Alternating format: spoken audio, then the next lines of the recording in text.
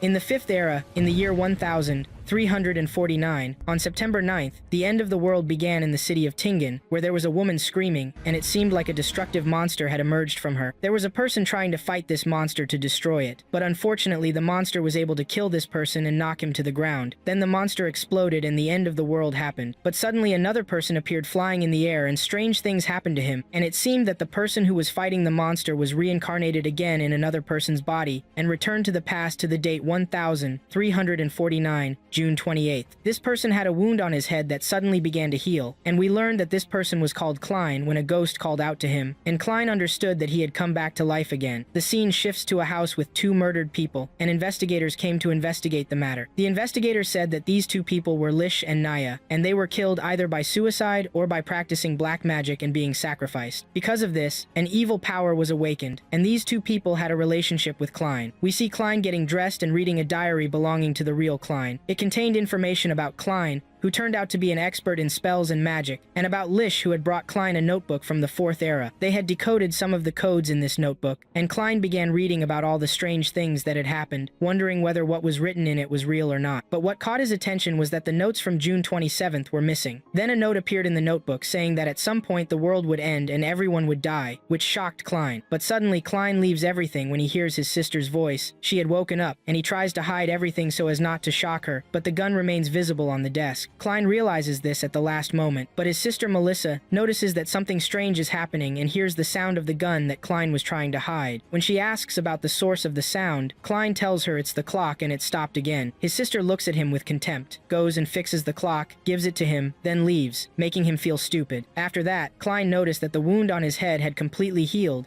and thought that maybe he got the healing ability when he was reincarnated again. He began thinking about whether what happened to Klein was suicide or murder, because Klein's memories weren't clear to him yet, but he was sure that many strange things had happened and would happen because of the notebook he had. Then he began remembering that he was always unlucky and failed most of the time, which is why he had used a luck charm before sleeping. But his sister interrupted his thoughts when she brought him breakfast and told him to rest on the bed if he was confused because she noticed he was tired. She asked him to get fresh bread and not leave his breakfast for long because it would spoil quickly due to the heat. Then she told him she would bring him meat today but would be a little late outside. This meat was a reward because Klein had been looking for work hard during the past period. Klein was moved by his sister's words and said goodbye to her, then she left for her school. Klein was thinking that maybe his sister wouldn't find him when she returned because he decided to stay away from home so as not to put her in danger, but he hoped things would go well. Then he went to get her bread as she requested. The shop owner welcomed Klein and congratulated him on his graduation, saying he was a special person and would find an excellent job soon. Klein noticed that someone was watching him from outside the shop. Then Klein took the bread, thanked the lady profusely, then left and walked through the city streets, observing everything. He was even amazed by what he saw, and felt like he was in a parallel world compared to his previous life. While walking, he was drawn to the sound of people playing cards and was surprised that they had games like the ones he used to play. Then he continued on his way and began thinking about what had happened to him and what kind of place he was in now. Meanwhile, he dropped a coin, and when he tried to pick it up, he felt someone approaching him and immediately prepared his gun, but it turned out to be a clown inviting him to the circus. Klein accepted his invitation and left, but he noticed that there were people following him, so he quickened his steps to avoid them. Then he entered a tent to hide and watch the situation, but it turned out to be a fortune teller's tent, and she invited him to sit with her to know his future. Then we see the first person who was watching Klein heading toward him, but when this person saw the other person, he quickly left and moved away from Klein. During this, the fortune teller insisted that Klein sit to know his future and told him that since he was her first customer, it would be free. Klein indeed sat down and asked the fortune teller if interpreting the cards was also free. The fortune teller got nervous and said it was free, but Klein knew there was nothing free in this world. As he began shuffling the cards, the fortune teller asked him what he wanted to know. He told her he wanted to know about his past, present, and future. The fortune teller began drawing 3 cards and placed them in front of Klein, telling him that the first card was for his past, the second for his present, and the third for his future. She asked him which card he wanted to reveal first, and the card was the Fool, which is the beginning of the card sequence and means a new beginning. At this moment, the real fortune teller came, and it became clear that the fortune teller present was a fraud. The person who was watching Klein tried to enter the place, but Klein noticed him and quickly left. After that, Klein returned home and began preparations to perform the spell, putting everything in its place. Then he went to the middle of the room and began the execution. The papers around him began flying while he recited the chants, but when he finished, he found that nothing had happened and was shocked. But suddenly Klein felt a headache and words being said, "Don't look for trouble." Then strange things began to happen and it seemed the spell had succeeded. A red bubble appeared around Klein, who was screaming from the severe pain. Then he suddenly found himself floating in a strange place with strange red spots and blue spots around him. These spots began swirling around Klein, but suddenly the scene shifted to a strange woman casting spell chants also in the name of the Hall family. We also see a strange person holding a bottle, also casting a spell, and he seemed to feel something that shocked him. Then we see that the girl who was casting the spell moved to the place where Klein was, and the strange man too. It seemed the red dots belonged to the girl and the blue dots belonged to the man. Then the girl asked Klein about the place they were in, and Klein was shocked and didn't understand what was happening. He even thought he was the one who summoned the man and girl using his spell. The girl then asked Klein if he was the owner of this world, and after the girl said these words, Klein thought about them. Then a real world began building around them. Klein then thought that everything they thought and said actually happened, which meant he could use the gray fog, and indeed he was able to use it. Klein thought it seemed he was indeed the master of this world. Meanwhile, the man asked him, "Who are you, sir, and where are we?" Klein began thinking about who he was. Was he really Klein, or was he Chu Mingrui? Then he went and sat on the ruler's chair, and the world began to complete its construction. Then Klein said to the man and girl, "You can call me the Fool." The man said to him, "Mr. Fool, who are you and what will you do now? Because this is considered an assault." The girl then said to him, "Are you done with what you wanted, and can we go home now?" He said to them, "Of course, if you want this and ask me for it now, I will send you home." Meanwhile, Klein was thinking about the personalities of the man and woman because he couldn't see them clearly. He said the girl seemed like a naive teenager, while the man seemed like a mature and cautious person. The girl was happy and said she had always dreamed of having an adventure like this, and asked what she could do to become a Beyonder. Let me tell you about the meaning of Beyonders. Beyonders are people who can obtain various supernatural abilities from 22 different abilities in the Beyonder tree by taking certain potions that we'll discover later and climbing the Beyonder ladder, which consists of a sequence of 9 levels. The lower the sequence number, the stronger the person becomes, meaning sequence 9 is the lowest rank and sequence 1 is the highest rank. Then we return to Klein, who didn't understand the meaning of the word Beyonders and had never heard of it before. So the fool used his intelligence and said to the girl, "The other person can answer this question for you." The other person was surprised how the fool knew he knew the answer and said to the girl, "You're from the city of Lowen, and if you want to become a Beyonder, you must first go and join the Evernight Church or some other churches." Although there are people who can never become Beyonders because they don't have the ability to do so, Beyonders really exist and fight the dangers of darkness. The girl was saying she wanted to become a Beyonder without losing her freedom, but that's what would happen if she joined the church. So he suggested she go and join the royal family or a noble family, but she couldn't do that either. So she asked if there was another way. The man told her that actually there was a way and he had it, because he had 2 potions of Beyonder abilities from the 9th level, one called the Sailor Potion and one called the Spectator. He explained to her the advantages of each. Meanwhile, the fool was thinking whether his ability to summon these people and his use of the gray fog meant he was already a Beyonder. Meanwhile, the girl told the fool that she had made a deal with the man and wanted him to be a witness to it, but she asked his permission to accept other meetings, which shocked the fool because he didn't understand either. Then the man said to him, "Sir, you have power beyond our imagination, and we appreciate your choosing us. So let us handle the trivial matters that you don't have time to deal with." The fool was thinking that if he continued meeting with these people, many of his secrets would be revealed, but dealing with this mysterious world might help him return home. So he said he agreed to the meeting and set a fixed appointment every Monday at 3 p.m. each week. The girl was happy and suggested that she and the man also use fake names because they couldn't use their real names. She suggested that since their master uses a fake name from tarot cards, she decided to also use a name, and her name was Justice, and the man called himself the Hanged Man. Meanwhile, there were people knocking on Klein's room door in the real world, which made him lose his concentration, and the mysterious world began to collapse, but he controlled the situation and regained control of things, then said that now the meeting ends, and each of them returned to their real world. When Klein woke up, he knew that the police were the ones knocking on the door. He hid the gun and went to open the door, and was shocked that the person knocking was a detective rank, and when he opened the door, he was shocked that the detective was the person who had been following him while walking in the city. Klein then said to him, "You were the one following me." So the detective smiled and said, "Let's say I was protecting you." Then the 2 detectives entered Klein's house, and it seems they also have power and are considered beyond normal. But let's discover this while watching. The important thing is that Klein was shocked when he learned the news about Naya and Welch, and that they committed suicide, and he couldn't believe this. The detective told him that at first glance the scene indicated it was suicide, and the detective was asking if Klein had seen any strange things. Meanwhile, the other detective was reading Klein's notebook and read the sentence that everyone will die and asked Klein, who was shocked and didn't know what to say. Then he sat on the bed and said he didn't remember anything. The detective said to him, Let me tell you this. There's evidence that you visited Mr. McGovern's house on the 27th. Klein said to him, maybe you won't believe me, but I don't remember anything except what's in my diary. The detective said to him, the important thing is that Mr. McGovern lost a gun, and I'm sure we'll find it here. Klein showed them where the gun was, and said he woke up yesterday and found the gun next to him, and he was unconscious, and in a position indicating he was trying to commit suicide, and since these events I've lost many of my memories. The detective said that what Klein was saying fits the conclusions they reached, but even if they were sure Klein was honest, they had to use their methods to be sure, so they would send Klein to a spiritual medium to search his memories and verify the truth of his words. Then the other detective said that in general they were happy that Klein was alive and in good health, because in incidents and crimes like these, all parties are usually dead. Then the detectives left and took Klein with them, who was terrified and afraid they would discover he was transferred from another world. But his thinking was interrupted by a child running away after stealing bread from a bakery, and the bakery owner was chasing him. The detective then caught the boy, but the boy tried to escape and dropped wood on the horse of the detective's carriage, which made things tense around them. Klein then took advantage of the opportunity and began to flee until he reached a distant place and began walking tiredly. Meanwhile, there was water about to fall on him, but suddenly time stopped. Klein understood that there was someone beyond normal in the area and tried to escape and thought he was able to escape when he got in a carriage and asked its driver to move immediately. When he was sure he had moved away from the detectives, he asked the carriage driver to stop, but he didn't stop, and it turned out that the carriage driver was one of the detectives. Suddenly, Klein woke up from his sleep and thought he was dreaming, but the detective appeared before him again and introduced himself as Nighthawk Dunn Smith. Klein was shocked by this person's ability to manipulate his dreams. Dunn told him that at night they are very strong. Klein didn't understand why Dunn was speaking in plural, and suddenly the world around them began to move in a strange way. Then a girl appeared from behind Klein and strangled him and asked him to relax and that she would be gentle with him. Then Klein lost consciousness, and when he woke up he found himself in a strange place. Then he saw his father and mother, but the girl interrupted him. Klein understood that this girl was the spiritual medium and was seeing his memories. Then the medium appeared and grabbed Klein and asked him about the Antigonus family notebook, but he didn't remember. Then she asked him what he was doing on the day Welch and Naya were killed, so he took out his gun and committed suicide.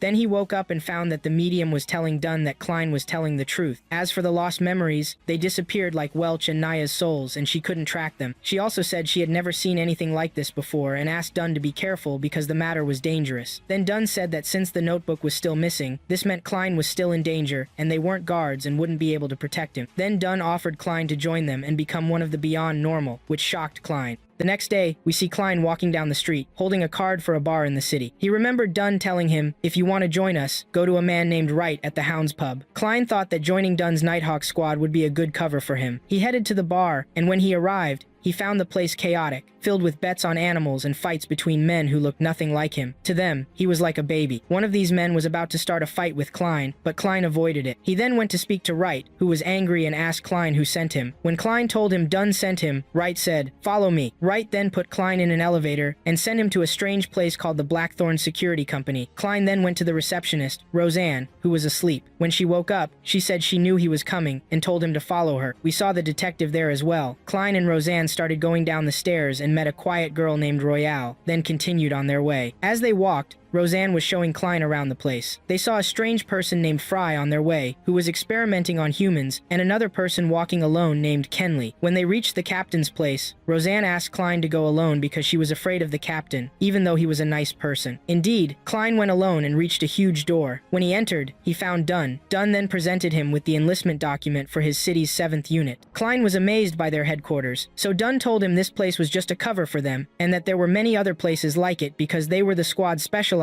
in dealing with supernatural matters. He then welcomed Klein, who was very happy to join, but Dunn warned Klein that he could lose control of himself. For this reason, Dunn asked Klein to take a candle and follow him. Klein was shocked by this. They entered a place with many graves, and Dunn said that these graves belonged to Nighthawks who had lost control of themselves, so they commemorate them. Then Klein and Dunn started talking about the sequences in their order. Dunn said the church had 4 potion paths. The first was the Sleepless Path, then the Corpse Collector Path, the Mystery Prior Path, and the Seer Path. Klein could choose any of them, but he had to think carefully and go to Neil the Alchemist, who would help him make a good decision. Klein thanked the captain and started to leave. As he walked, Klein was thinking about which path to choose and was very hesitant. He then reached the alchemist's room. When he opened the door, he found the place empty, but suddenly there was an explosion, and the alchemist came out. Klein introduced himself, and Neil told him he already knew about him and that Dunn had told him all the details. He then advised him to take his time in choosing a path. Neil asked Klein to help him tidy up the place, and Klein started immediately. Neil was talking to Klein about his life, studies, and experience, but Klein was was being humble. Neil told him that he could start by learning easy things and mastering them until he could master difficult things and decipher codes. Then Neil took out a diary belonging to Emperor Roselle, which shocked Klein because most of these diaries had disappeared. Neil opened the diary and said that for 150 years, no one had been able to decipher it, and legend says that whoever deciphers the diary will gain supernatural power. Neil said he managed to decipher some of it and showed it to Klein, but Klein was shocked because he found that the diary was written in Chinese, which was Klein's mother tongue in his past life. This made it easy for him to read the diary, and he began to think about the Emperor's life and its details, reading all the secrets he had written and reacting to them in his mind. In the end, he benefited greatly from this information,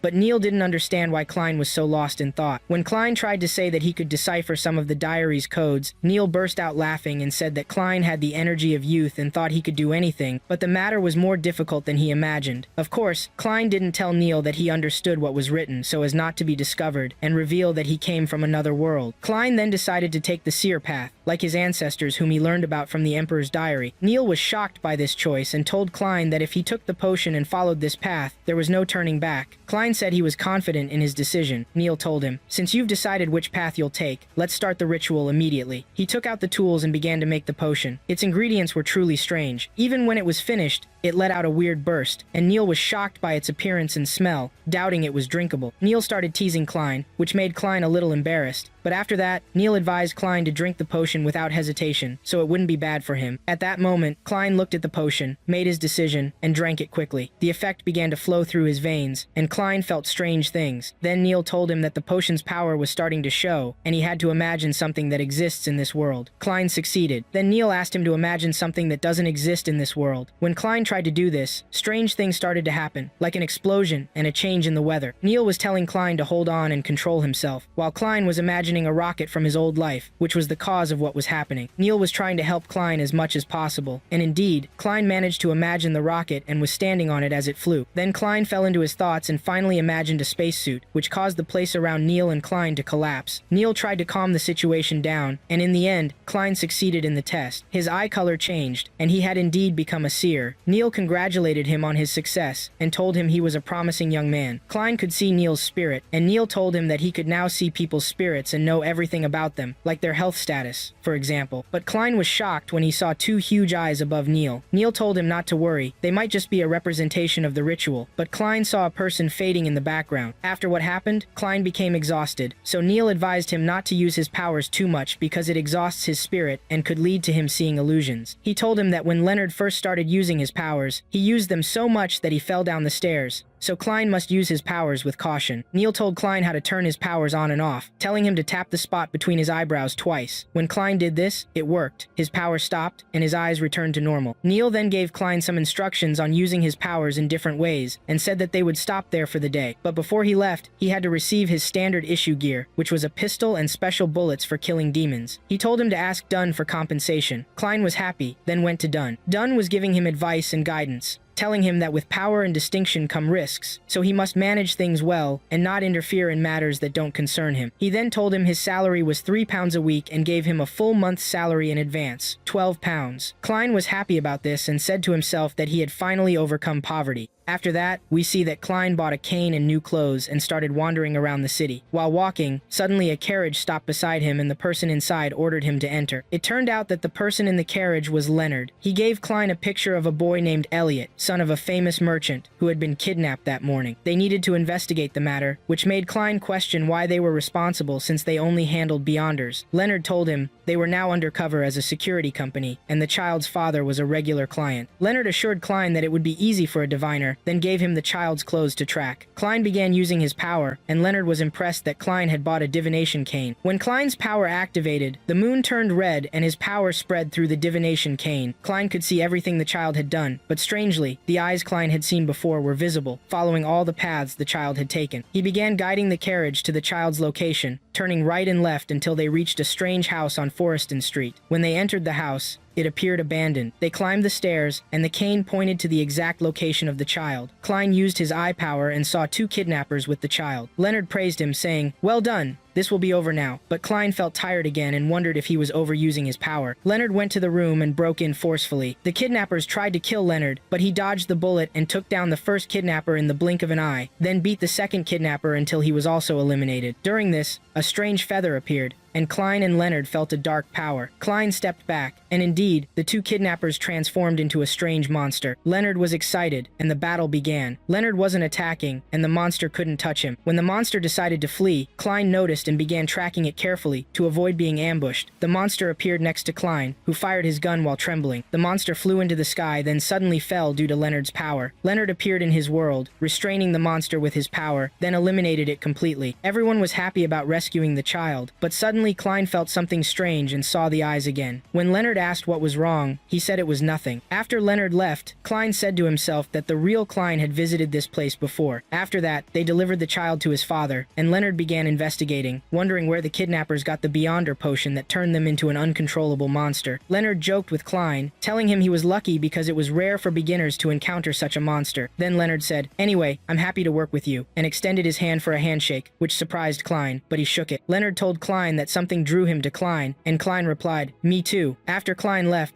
we see Leonard talking to someone in the shadows. Then we see Klein going home, very happy because he would tell his sister that he got a job. When he reached home and tried to open the door, he found that the place had changed, which shocked him. He felt there was an intruder nearby, and tried to escape. Then he saw a door and went through it. Inside, he found Klein's notebook with its pages flipping rapidly until it stopped on a page that read, "Everyone will die, including me." Suddenly, the Fool card appeared and completely changed the place. Klein woke up terrified and thought to himself that he felt the house across from the kidnapping site contained evidence related to the Intis family's notes. After that, we see someone wandering through the city until they reached the intended address. When they reached the house, the door opened by itself, and it turned out to be Klein's house. This person appears to be Klein's brother, named Benson, who couldn't believe they would live in such a house, which moved him to tears. They sat at the dining table, and Klein was the one preparing the food this time. Klein's sister and brother were surprised by the delicious smell of the food, so much that his sister asked if this was really the first time Klein had cooked. When Klein's sister tasted the food, she was amazed by it. Then Benson gave Klein a gift-tan expensive suit, which made Klein say that this gift was costly. His sister told him that Benson had been saving money for it for some time. When Klein put on the suit, they were impressed because it fit him perfectly. Klein was happy and thanked his sister and brother, then remembered his parents for a moment. His brother told him they were family and there was no need to thank them. They were all happy.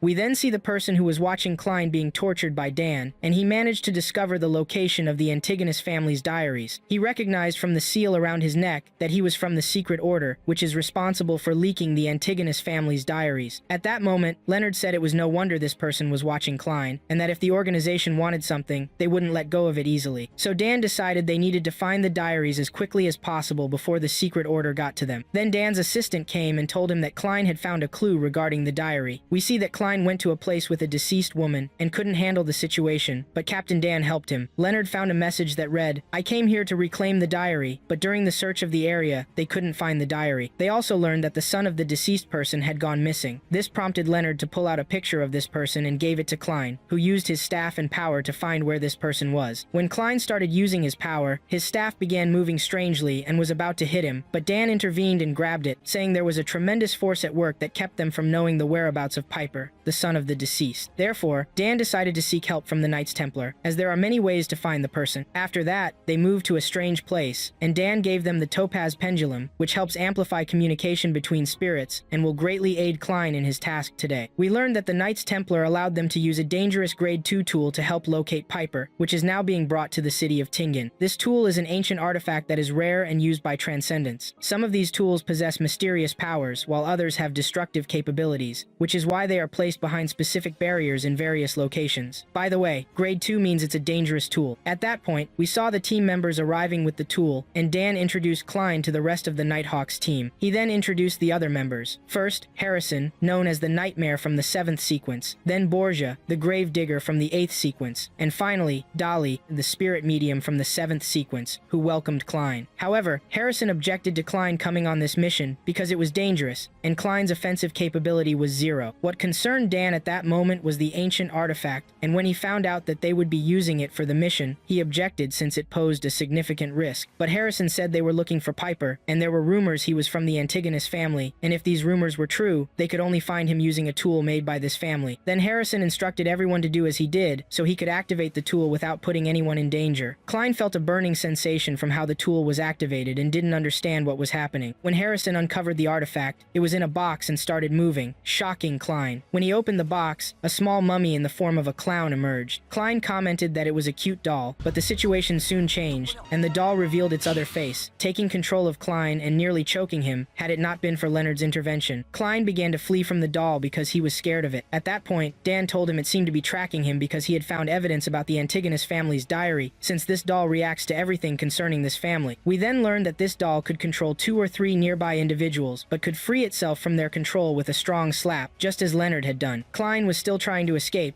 and the doll was following him, but suddenly, it became very angry and began to rage when it saw Piper's coat. It confirmed for Harrison that Piper was from the Antigonus family, and he ordered them to start tracking him immediately. The Nighthawks team wandered through the city performing the unique movement related to the ancient artifact, and Klein felt embarrassed, but Leonard saved him by saying he could stop now. The team boarded vehicles to search, and then we moved to a strange person using black magic to perform a spell, utilizing Piper and the diaries, with Piper being the sacrifice. Then we see a strange person with a face resembling that of a clown, saying he arrived late and that the diaries had been absorbed, but he heard the sound of the Nighthawks vehicles and thought it seemed like an opportunity to turn the tables. When the Nighthawks team arrived at the location where Piper was, Klein was skeptical about the doll's abilities, but Dan cut off his thoughts and told him to do his job. Klein began using the pendulum and said there was something very dangerous in the warehouse, and the doors opened, releasing red winds that covered the place, terrifying the horses. It seemed like Piper had transformed into a rampaging monster. The Nighthawks members prepared to take down Piper, who had lost his mind when he saw the artifact. We then see Dan instructing Klein to take care of himself and not to interfere while the rest of the members attacked Piper. They all united in their attack, surrounding Piper, and were about to defeat him, but unfortunately, an explosion changed everything, and Piper regained control over himself. At that moment, Dan realized they were not dealing with an ordinary monster but a moving corpse. The Nighthawks members continued to attack, and Dolly tried to find a weakness in this monster. Dan was astonished by the creature's strength, saying all their attacks had become limited due to Piper merging with the diary, but Dolly told him she had found a weakness and instructed everyone to control the monster for 3 seconds. The rest of the team started doing this while Dan and the others launched crazy, powerful attacks until they managed to bind the monster. But in an instant, everything flipped when Klein felt something strange. The diary started glowing red inside Piper's body, and suddenly, a devastating attack exploded, injuring Dan and Leonard severely. Harrison tried to mitigate the attack, but it turned out the target was the ancient artifact. It was then that Harrison attacked again and struck the monster with his sword, but it wasn't enough, as the monster countered the attack and sent Harrison flying. Dan tried to manage the situation with his serious injuries. At that moment, Klein finally intervened and used a tool to put the monster to sleep, which he succeeded at. Dolly then seized the opportunity and executed the final attack, successfully defeating the monster. After this, Dan was concerned for Dolly and went to check on her, starting to give her treatment. Meanwhile, Klein heard something strange, and when he arrived at the source of the sound, he found a strange diary. The person with the clown face then appeared and tried to attack Klein, but Dan attacked him, revealing he was using a shadow clone. This person started to flee. The goal of the Nighthawks members was to secure the diary and the ancient artifact, and they began trying to catch this person,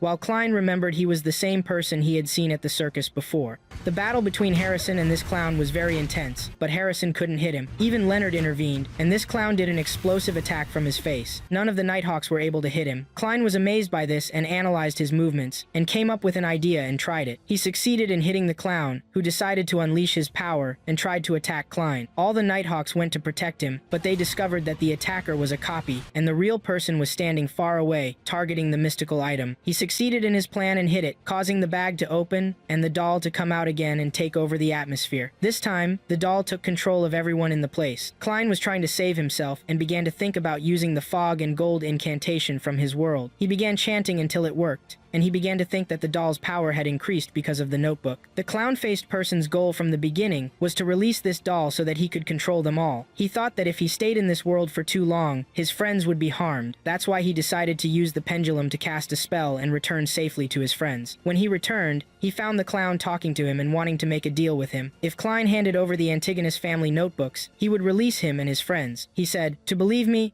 I will give you a gift, which is how to advance to sequence 8. Klein was thinking whether what he was saying was true or false, and he was hesitant and didn't understand what was happening. This clown tried to trick Klein and told him that all his friends were asleep and what happened would be a secret between them. But Leonard was aware of what was happening and wanted Klein to respond quickly because their time was running out. Then this clown told Klein a word that shocked him, but we didn't hear it. He used a strange weapon and was about to touch Klein with it, but Klein grabbed the weapon, which shocked the clown. Klein began to take advantage of the opportunity and attack. Then we see that the doll's influence hadn't ended, and the doll controlled this clown, allowing Klein to take advantage of the opportunity and kill him with 2 shots to the neck and head. In the end, it turned out that this clown was a follower of the secret order. Suddenly, the clown stood up again and said the name Hornesis, then died. After that, the battle ended, and they regained control of the mystical item. Everyone began to check on each other. Then Leonard went and told Klein that he wanted to save him, but Klein saved everyone. Then he told him in his ear that he was aware of what was happening, which made Klein call him a narcissist. After that, they returned the mystical weapon to its place, and the mission ended successfully. Dan was telling Klein that he knew that Klein was curious to know what was in the notebook, but the Holy Cathedral Knights must check the notebook first. Then they would let Klein see its contents. Dan began to praise Klein and tell him that his performance was outstanding, and that he saved everyone and thwarted the Secret Order's plan. He told him that he would tell the Holy Cathedral Knights about his excellence, and that Klein would become a permanent employee soon. Klein was amazed that the person who did all this knew that the notebook would generate a dangerous power, so why didn't he do all this away from Tingen? Dan told him that people with evil plans always make wrong decisions. Then Klein looked at the clown's body and was shocked that he had killed someone. Captain Dan comforted him and told him that killing him was necessary to save the lives of many people and that he should realize this. Here, Klein remembers what the clown told him before he died, which was that he should know that the sequence 8 corresponding to the seer is the clown. After that, the rest of the Nighthawks met to say goodbye to each other. Here, Harrison began to acknowledge Klein's strength and told him, "You are the first person from sequence 9 to defeat someone from sequence 7. Your performance was truly amazing." Klein justified that everything was just luck, but Leonard began to analyze the matter, which annoyed Klein, and he said that it was just luck, nothing more. In the end, Harrison said that Klein was the most skilled seer he had ever met, and that he had a bright future, which embarrassed Klein. Strange things were happening to Klein, which made Dan ask him to rest. Klein began to think about everything that had happened, and decided that it was time to go to the cathedral and visit his teacher. Then we moved to the university, where Klein was talking to the history teacher, Igers, and asking him about Hornakis. Klein began to tell him everything that had happened to him regarding the Antigonus family notebook and the Hornassus Mountains. The teacher told him that he had heard something similar to this before, which excited Klein, but the teacher disappointed him and told him that it was perhaps a similarity of word roots, nothing more. Klein asked the teacher to contact him if he got any information about these matters, and the teacher agreed. Then Klein decided to leave, at which point the teacher thanked him for his gift. Klein told him that he was the one who should thank him for his years of teaching him. The teacher told him to be careful in his work, because there were forbidden areas that Klein shouldn't interfere in, so that he wouldn't suffer bad luck. Klein told him that he would take this into consideration. After Klein left, the teacher began to think about the words, and a tattoo appeared behind his ear, but it wasn't clear. Then a strange power began to come out of the teacher's shadow, and it seems that he was from the Beyonders, and Klein didn't know this.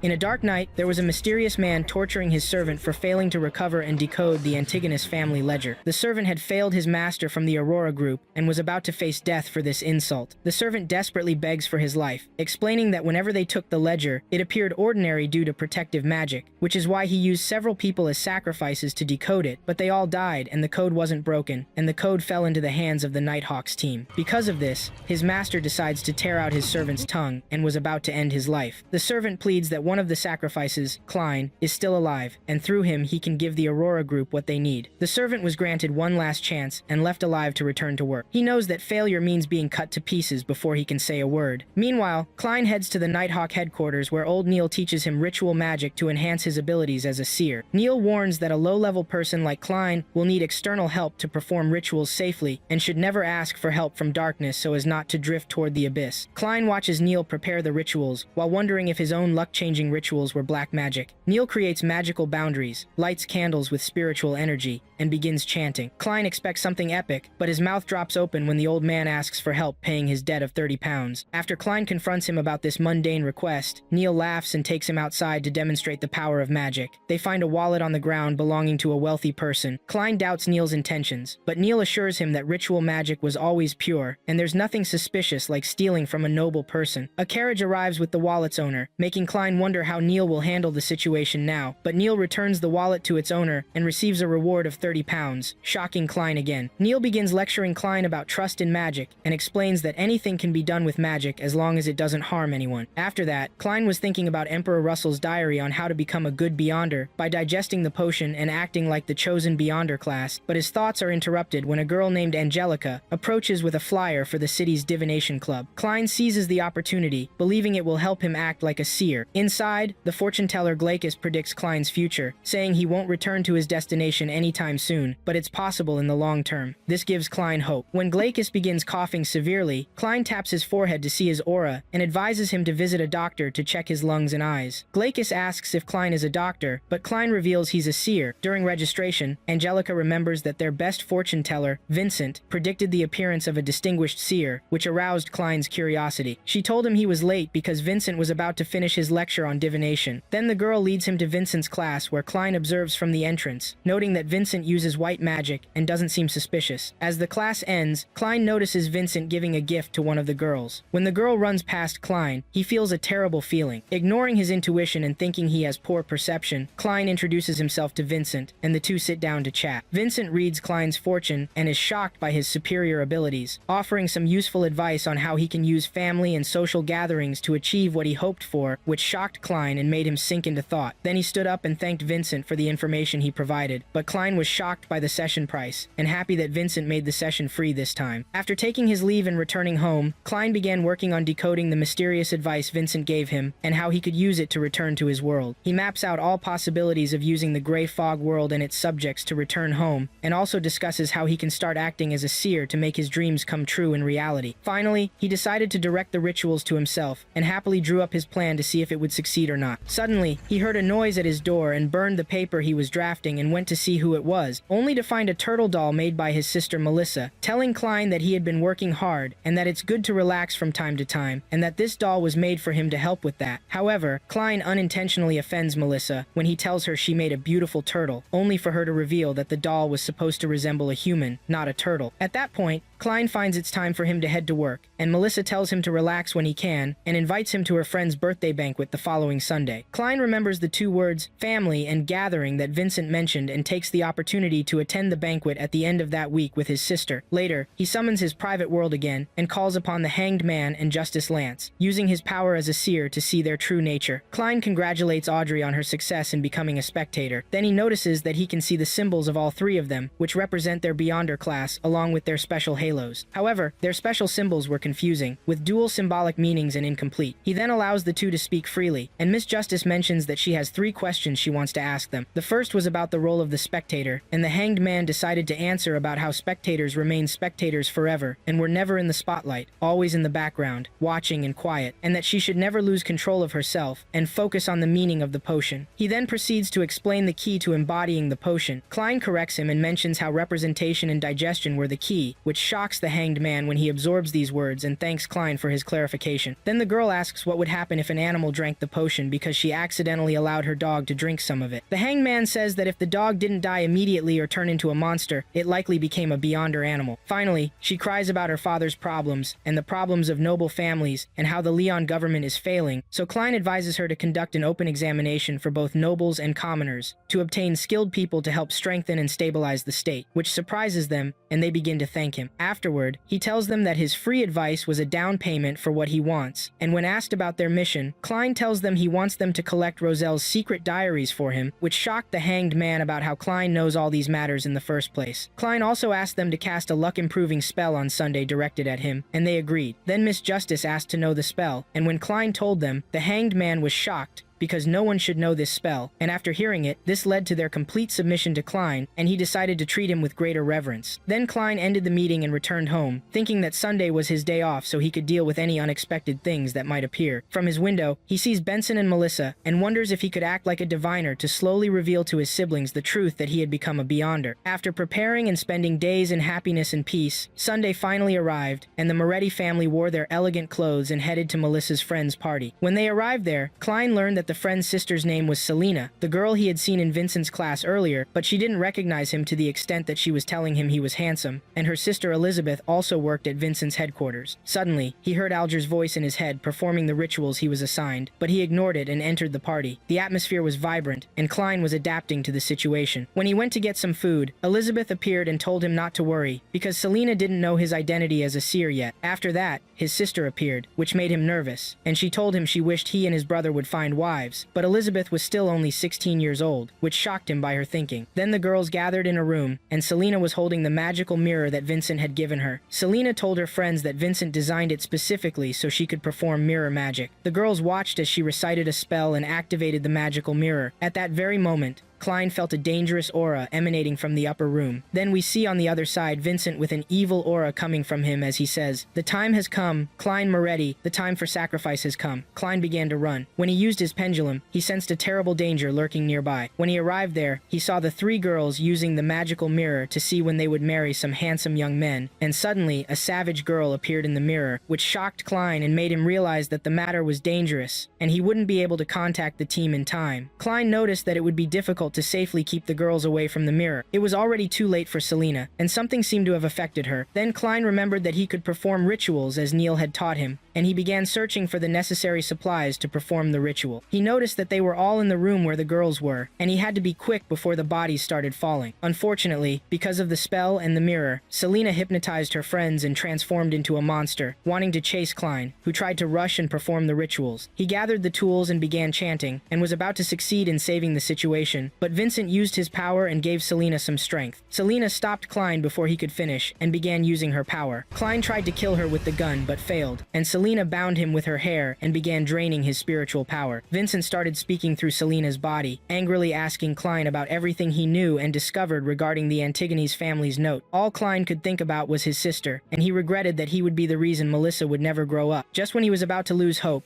he heard the voice of Miss Justice performing her rituals, giving Klein a new surge of power that he desperately needed. He broke free from Selena's power, which angered Vincent, who decided to use his last card and tore off his arm as a magical sacrifice in a desperate attempt to eliminate Klein. But it was too late. Klein used his remaining power to complete his spell to save Selena and purify her from the evil power. In the end, he succeeded in destroying the evil power with his bullet, cutting the connection between Selena and Vincent. Selena returned to normal, and Klein vowed to himself never to involve his family in mysterious and unknown matters again. After that, we see that Vincent tried to escape before his master could end his life, but his master appeared right at his door and crushed him like a fly. Later, Klein took Dan to the divination club and told him that Vincent was the one who gave Selena the mirror, so he might be part of the Aurora group. When they arrived there, they found Vincent's body with his arm torn off, and Klein confirmed that the spells matched those on Selena's mirror. Dan then used his magical abilities to catch a glimpse of the evil entity of the group, and Dan stood face to face, shocked, before a completely chained being with one eye. At the same time, Lady Justice wakes up in Lyon on her birthday, and the servants had brought her clothes to prepare her. After getting ready, she was very happy and celebrating with her dog Susie, who was her biggest shock when she found out that he could now speak like humans because of drinking the potion. The events moved to the Zootland Theater, where there was a loud party that everyone was enjoying. Then Klein appeared, seemingly coming to check something in this party, specifically for the group they were investigating. He didn't come for the party itself, because he wasn't even paying attention when people started applauding the singer who emerged from behind the main character of the party. Everyone began to cheer for this person named Triss. Then Commander Dan appeared, and Klein asked him about Daly. It turned out she had gone to escort the Antigonus family's notes on orders from headquarters to transfer them to Backland City. It seemed Dan hadn't recovered yet from the effects of his injury in the last battle, and said he was lucky that after all that happened, he hadn't been infected in that battle. Then Klein began to talk about the person this organization venerates, and it turned out to be an evil entity like the Twilight entity. Klein was sad and wished Vincent hadn't died in the dream. Then they would have known more information and things would have been easier. Meanwhile, Triss was greeting the crowds before the curtain fell, and the events moved on to learning about the Alfalfa tragedy. A girl came to Klein because he started working as a spiritualist, and asked about her fiancé who was on the Alfalfa ship. Klein used his power, and it turned out the ship had sunk, but her fiancé managed to survive by the skin of his teeth.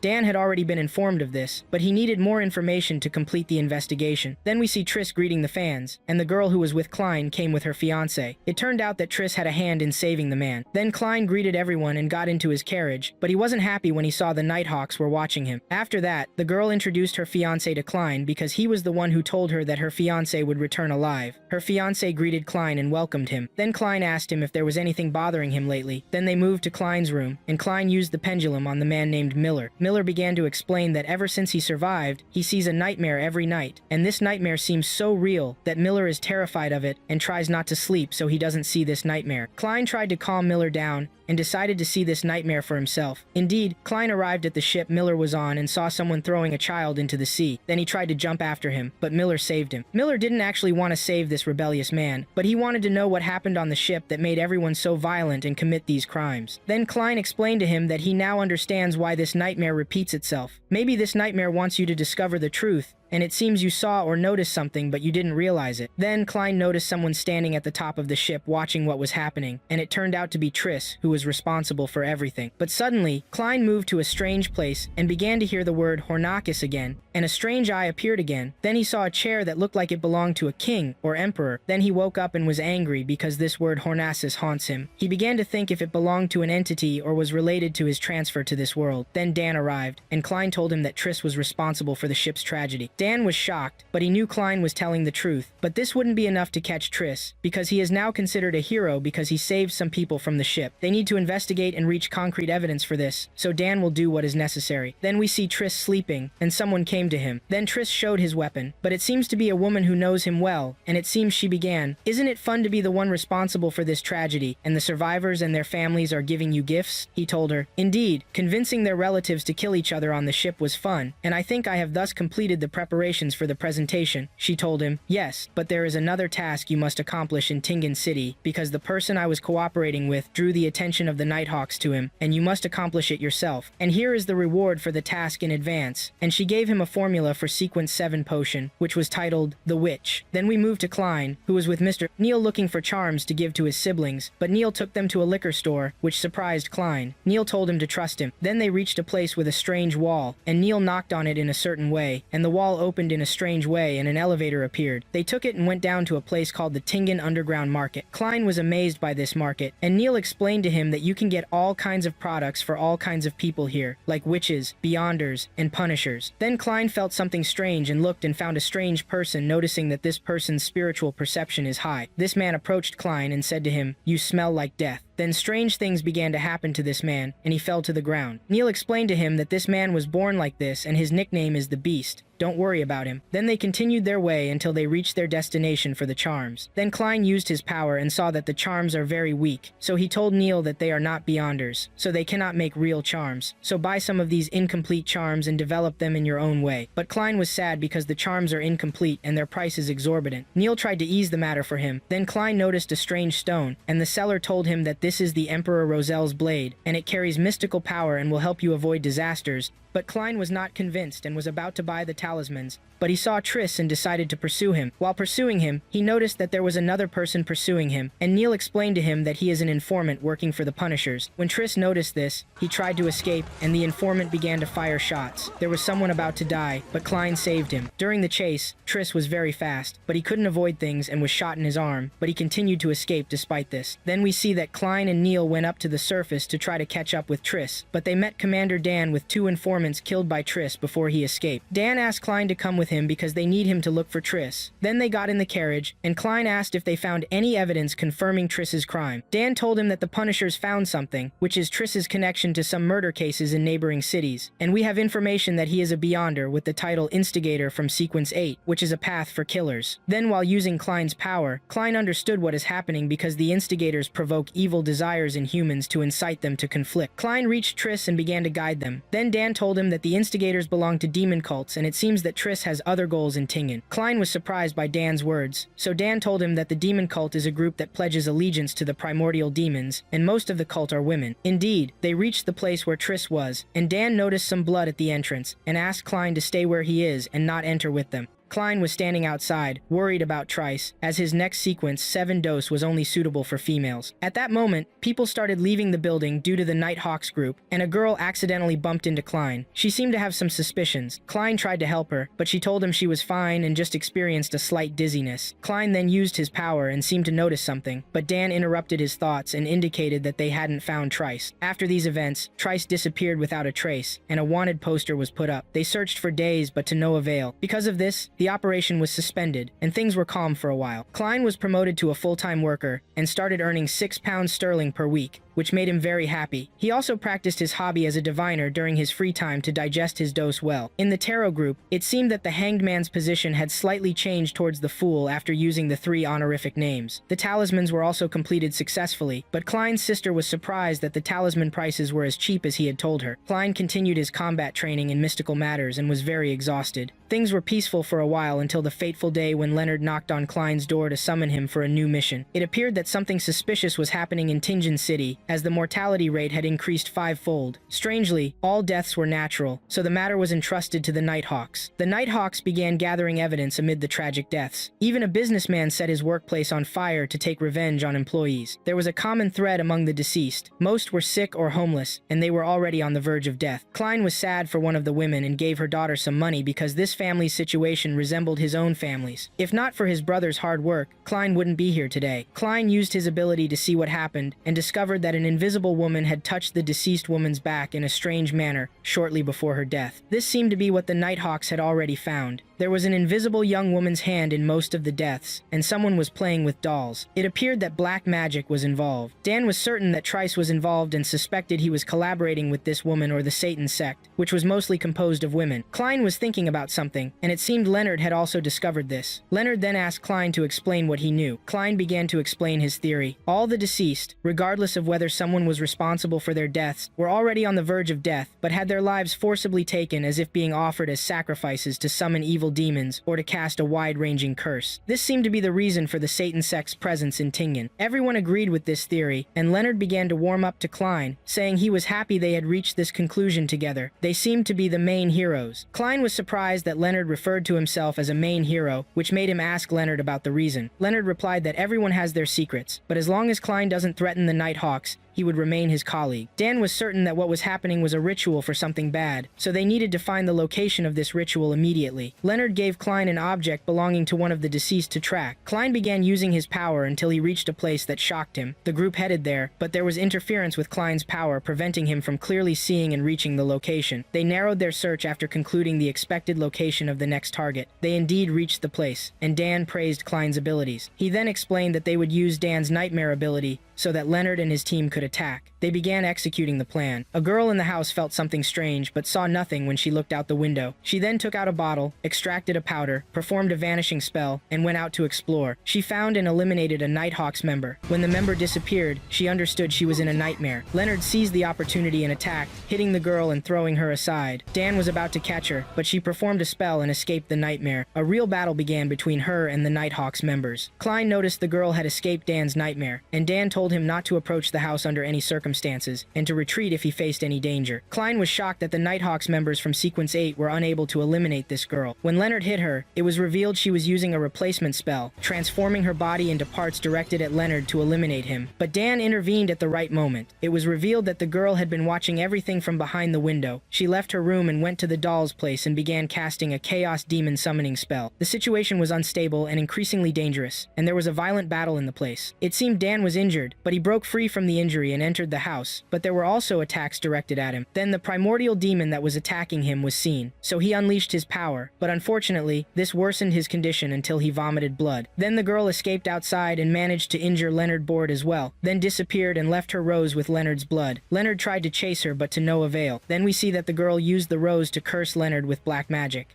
At that point, Leonard pulled out his hair from his head and twisted his hand and performed an incantation to escape what was happening. The girl thought she had killed Leonard, but he survived. Klein was using his power to see the girl and remembered that she was the girl who had fallen in front of him when they were chasing Trace. What surprised Klein was that the girl greatly resembled Trace, which made Leonard say that this girl was Trace. The other members were surprised and asked why Trace was disguised as a woman. Klein explained to them that he had transformed into a woman and was not in disguise, which explains his disappearance. Dan was shocked but the conclusion was logical since all members of this sect were women. But the bigger shock was that Dan learned that all women in this sect were high-ranking men who had transformed into women afterward. Then we see Trace boarding the train, and everyone stares at him because he is now a beautiful woman. Even when he decided to light a cigarette, many men appeared wanting to help.